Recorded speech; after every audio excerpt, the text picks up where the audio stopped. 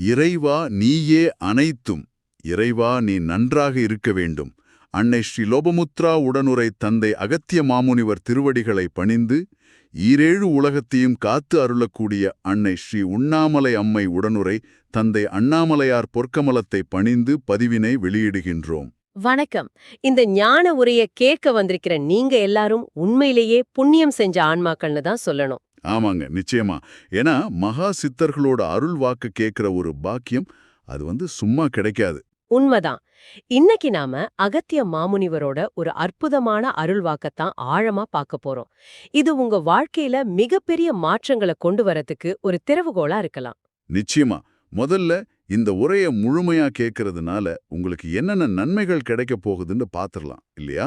ஆமா, அது ரொம்ப முக்கியம். அதாவது உங்க வாழ்க்கையில எல்லாத்துலயும் ஜெயிக்கிறது எப்படின்னு தெரிஞ்சுப்பீங்க. அப்புறம் கிரகங்களோட தீய தாக்கங்கள்ல இருந்து உங்களை எப்படி பாதுகாத்துக்கிறதுன்னு புரியும். கடைசியா தியானத்துல ஒரு உயர்நிலையை அடையறதுக்கான ஒரு பெரிய ரகசியமும் உங்களுக்கு தெரிய வரும். கேட்கவே ரொம்ப ஆவலா இருக்கு. சரி, அப்போ ஆரம்பிக்கலாமா? அகத்திய மாமுனிவர் நம்ம முதுகு தண்டுல ஒரு பெரிய ரகசியம் இருக்குன்னு சொல்றாரு. ஆமா, அதுல ஒளியும் இருளும் இருக்குன்னு சொல்றாரு. இதோட ஆழமான அர்த்தம் என்ன? இங்கதான் விஷயமே ரொம்ப சுவாரஸ்யமா மாறுது. அவர் சொல்ற முதுகு தண்டுங்கிறது வெறும் எலும்பு கிடையாது. ஓ, அப்போ அது நம்ம சூக்ஷ்ம உடம்புல இருக்கிற முக்கியமான ஒரு ஆற்றல் பாதை.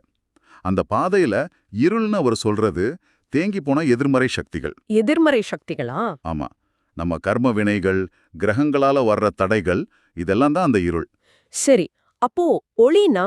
ஒளிங்கிறது பிரபஞ்ச ஆற்றல், ஞானம், ஒரு விதமான தெய்வீக பாதுகாப்புன்னு வச்சுக்கலாம். ஓஹோ, அப்படின்னா இந்த இருளை நீக்கி முதுகுத்தண்ட முழுசா ஒளியா மாத்துறதுக்கு வழி இருக்கா? அதையும் மாமுனிவர் சொல்லியிருக்கிறாரா? மிக தெளிவா சொல்லியிருக்காரு. அதுக்கு அவர் சொல்ற வழிதான் பிராணாயாமம். மூச்சு பயிற்சியா? ஆமா, அனுதினமும் நாம செய்கிற மூச்சு பயிற்சி தான்.